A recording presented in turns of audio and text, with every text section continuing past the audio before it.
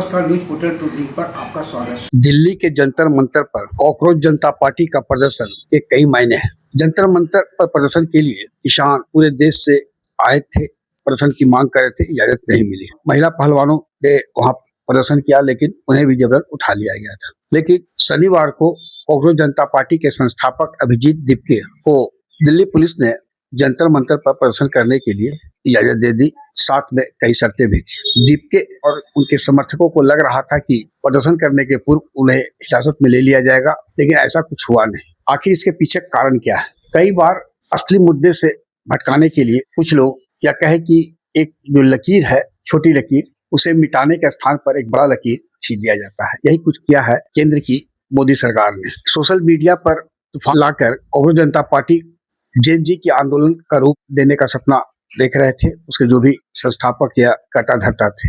लेकिन यह बात जल्द ही समझ में आ गया कि इसमें प्रेस कॉन्फ्रेंस करने के लिए जगह के अलॉटमेंट के लिए आरजेडी के राष्ट्रीय सदस्य मनोज झा का लेटर पैड इस्तेमाल किया गया था। वही जर्मनी में रहकर भारत के खिलाफ आग उगल रहे ध्रुव राठी का एक स्क्रिप्ट राइटर भी इसमें इसका प्रवक्ता था। एक प्रवक्ता तो हाल तक आम आदमी पार्टी का प्रवक्ता था। यानी कुल मिलाकर देखें तो यह आम आदमी पार्टी का आंदोलन था, क्योंकि इसे खुलकर समर्थन करने वालों में दिल्ली के पूर्व मुख्यमंत्री व आम आदमी पार्टी के सर्वोच्च नेता अरविंद केजरीवाल और मनीष सिसोदिया है। जंतर मंतर पर दिल्ली पुलिस की व्यापक व्यवस्था थी और जो अपेक्षा थी या आशंका जताई जा रही थी कि लाखों नहीं तो कम से कम 10-20 हजार तो कॉकरोच जनता पार्टी के समर्थक पहुंचेंगे। आप सोशल मीडिया पर देख रहे या अन्य जगहों पर या नेशनल टीवी पर जेन जी में माना जाता है कि जो वैसे युवा जो 2000 में के आसपास पैदा हुए, यानी 26 साल एक औसत आयु है।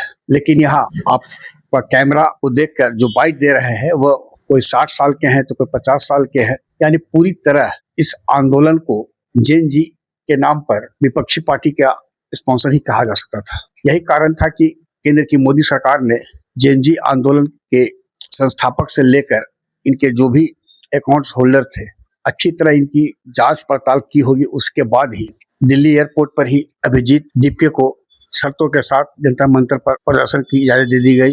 कॉकरोच जनता पार्टी के उद्भव के पीछे देख ले तो chief justice of India Suryakant का एक बयान था, जिसके बाद कॉकरोच जनता पार्टी का गठन हुआ। विदेशी फंड का इसमें इस्तेमाल है, इसे लेकर भी एक FIR दर्ज कराई गई है। Cockroach Janata party NEET UG 2026 paper leak और CBSE की ऑन स्क्रीन मार्किंग मूल्यांकन प्रक्रिया में गड़बड़ियों को लेकर विरोध प्रदर्शन के लिए शनिवार को तिथि मुकर्रर की थी। प्रदर्शन भी हुआ, लेकिन जो उम्मीद की जा रही थी और कई खासकर विपक्ष के नेता ये कह रहे थे कि इस प्रकार बांग्लादेश और अन्य देशों में जेन जी के प्रदर्शन से सरकार पलटी है, उसी तरह यहाँ भी पलट दिया जाएगा। लेकिन ऐसा कुछ हुआ नहीं और जो प्रथम चरण में इनका आंदोलन था वह सिर्फ प्रदर्शन रहकर रह गया है। यह बात सही है कि सरकार भी अपने खिलाफ जो आक्रोश था, जेन जी के नाम पर जो माहौल बनाया जा रहा था, कॉकरोच जनता पार्टी को जंतर मंतर प्रदर्शन करने के इजाजत देकर उस हवा को ही निकाल दी है। और यह तय है कि इस आंदोलन का जो असर की बात हो रही थी